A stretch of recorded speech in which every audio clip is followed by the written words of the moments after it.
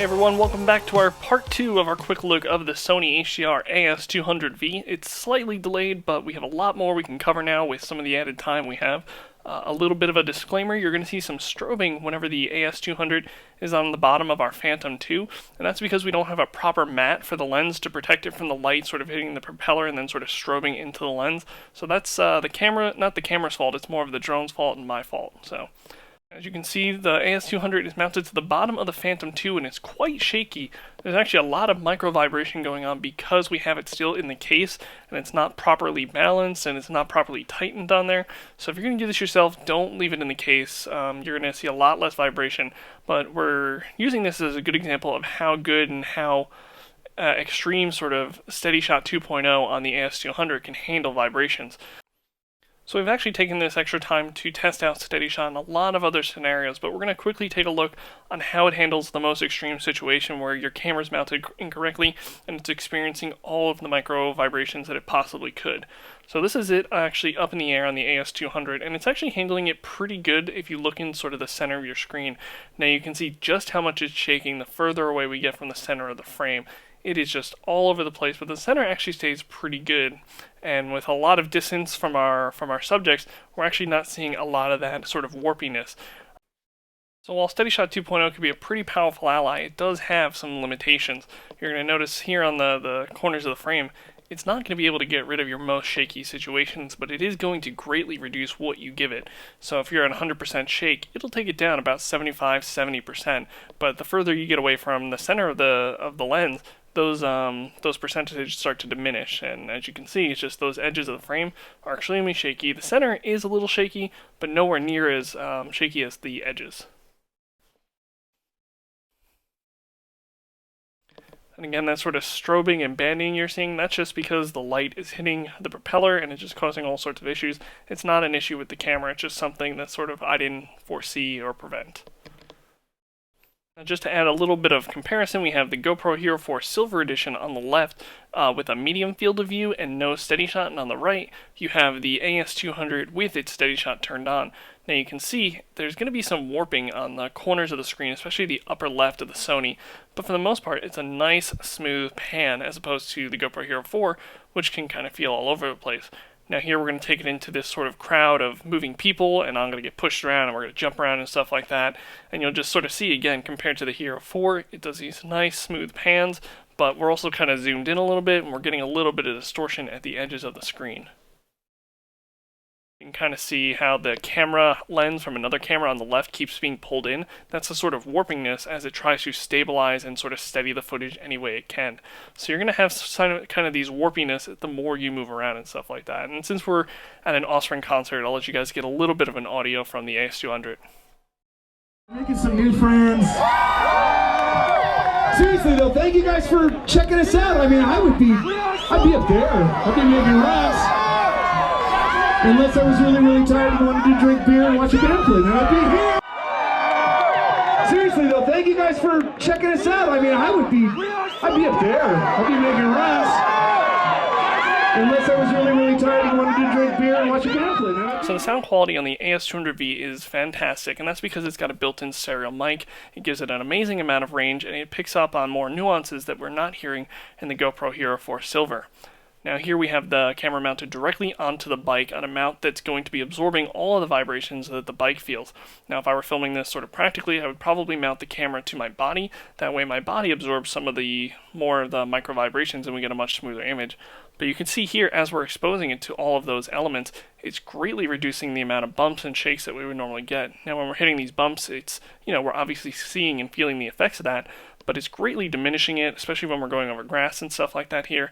It's removing a lot of it, and as long as you know the limitations to work with, you can come up with some really cool shots. So these are all the recording formats you have the option to switch to when filming with the AS200V. Now with its HD XAVC-S mode, you're going to get a higher bit rate, and what that means is you're going to have a better image quality, you're going to have more information for the camera to play around with. But that's also going to restrict the frames per second you can really mess with. So with the MP4 format, you sacrifice bit rate, but you can have 60 frames a second, 120 frames a second, 240 frames a second at its sort of respective resolution. So you have a little more to play around with, and you gotta kind of have to balance what you want. Now here we're filming with the 1920 by 1080p at 50 megabits a second. Now you can see there's a great range of color here. We got a lot of detail in the sky. The Sony cameras have a really good distance, they have a really good focus at distance, so you can see all the skylines and stuff like that aren't too soft. They're not as soft as what we've seen in the X1000V, and we'll kind of show that here. So actually right now we're filming with steady shot, and one thing you should know when you're filming with steady shot and you have a locked off, the camera has a tendency to sort of drag to the left or the right as it's trying to predict the image to be steady. And on the right here we have the 4K version of the Sony X1000V, and you can just see how much more clear and crisp it is.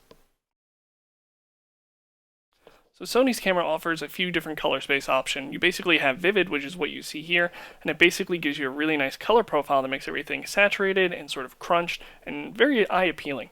But you also have the ability to switch it to a flat color mode, which is mainly meant so you can color correct the footage yourself more later.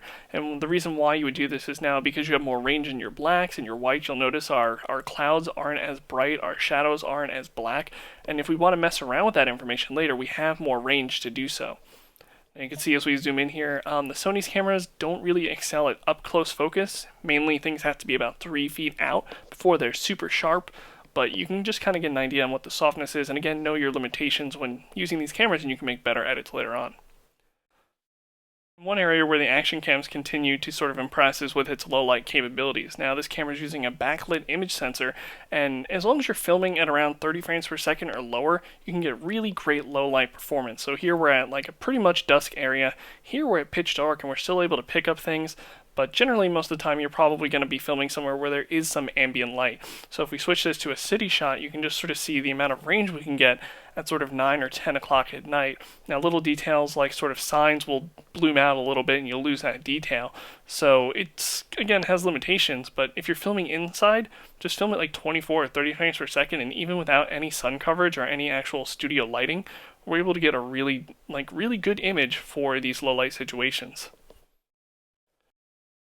The AS200V is actually sharing the same specs as the X1000V for photography. You're going to have an 8.8 megapixel lens taking 16:9 photos. Now you can change your field of view in some options with photos, unlike video.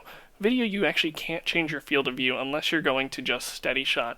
Here we actually have the option to switch between a wide field of view and a narrow field of view. And again, we have some resolution options, but we're always going to kind of keep it at the highest. Now when it comes to still photography, the camera has a great range, the photos look great. Just the colors look really good, the details look good. It can get a little grainy, but it's really nitpicky complaints. Now, the one area where I really don't like the Sony for photography is when we're doing time-lapse photography. The reason being is because it's not using the same high-quality photos that we were getting from just doing individual photos. So instead of using those same 8.8 megapixel photos, we're reduced down to these sub 1 megabyte photos that just have a lot less quality to them. But the whole benefit is that the time lapse can actually be built inside the camera if you want. However, I mainly just want to do my sequences outside of the camera. It would be great if it gave you the option to switch between the two. And one thing with the time-lapse photos is they share the same exact name as the still photography photos. So I've actually taken the last 4 photos here as still photography photos, but I would never know that based on just the name. Now, if we swap here, we're going to look at the 8.8 compared to the time-lapse photo, and you can just see, like, look at those mountains, look at those bushes. There's just a huge loss of quality. Same with the clouds and stuff like that. It's just we'll go back and forth, and it sucks that you can't use those same 8.8 megapixel photos for a time-lapse. And I could also do without the time-lapse photos always making the shutter sound every time you take a photo. And again, here's that same shot at 1080p, 50 megabits a second. Again, a great amount of detail. If you look at that tree, you can kind of get an idea of the lens distortion this camera offers, and you can notice how the things in the distance are much sharper than, let's say, those bushes and twigs up front. Though, again, it's a real nitpicky complaint. It all looks really good, and it's just kind of like minor observations. So if you guys watched our quick look of the X1000V Part 2, you'll know that I had a bit of an issue filming with higher frame per second footage. It just had a terrible playback and I couldn't import it into Premiere. Well, since then I found a solution using Sony's Action Cam software, which we're downloading right here. So you go to the site, you download the software, and this is actually how you can sort of export your higher frames per second footage and use it. Now it's going to be located a little bit weird in some weird directories on your AS200V, But once you find the footage, we're going to import it here. So we'll show that in a second. So we'll use this on the right because we're just doing this to the one clip to slow it down. So navigate to where your clip is. Again, it's going to be sort of in that sort of obscure folder, the MP, I think it's the MP root folder. You find your footage in there. We're filming this, I think, at 120 frames per second. So you'll import your footage to the right, press next. It'll sort of get it ready for the software. And then once you drag it on the timeline here, it's really easy to add the slowdown effects. So it's you're going to go to that speed tab in the lower left, and you'll just sort of switch it to add the 1/4 thing. And you'll see here we can actually play back the footage. It's not doing that weird trailing effect. It's almost as if my computer couldn't keep up with that footage, but I've dealt with much higher quality 240 frames per second footage in the past, so I'm not exactly sure why we need to use Action Cam software. I just know it's working here. So we'll add our speed effect. 1/8 is a little too slow. That means we're going to have missing frames in between. 1/8 is if you do 240 frames per second, but here we're only doing 120 frames per second. So you'll see if as we play back here, it's going to be very choppy when it gets to that section. So you'll see if we change this to 1/4 by just right-clicking on it and just sort of dragging it to the spot where we want the slow motion to occur, it's going to play back much more smoothly. It's going to have the right amount of interpolation between each frame and stuff like that. It helps if you line it up correctly with where you want the effect to play out. But see, we'll play it here, and yeah, we're playing back the footage just fine now. There's no issues with playback. However, we have to go through this process before we can kind of bring it into Premiere, especially with the X1000V. Some of this 120 frames per second footage, I've actually had no problem bringing into Premiere and slowing down, but I've had better results working within the Action Cam software. From there, once you have it all set up, you can just simply export your footage. Now again, since we had some more time to do this part 2, I messed around with one of the features someone in the comments suggested, and that's the wind noise reduction feature. And I kind of found it to not be very helpful at all. I'm going to play the 2 clips back to back, but honestly both of them sound identical. We're just sort of driving with no case on the camera, and you'll be hard pressed without the text on the screen to tell which one has wind noise reduction turned on and off.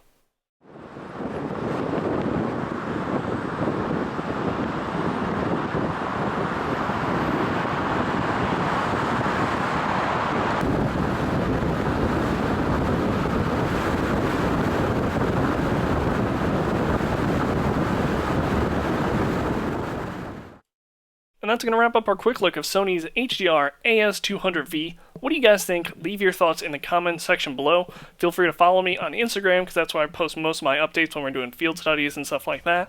We're also going to have a bunch more comparisons and quick looks, so you can stay up to date with it on there. You can also hop on over to our Patreon page, which we just launched. It would be hugely helpful if you guys donated a few bucks here and there to help fund Markhawk Cam.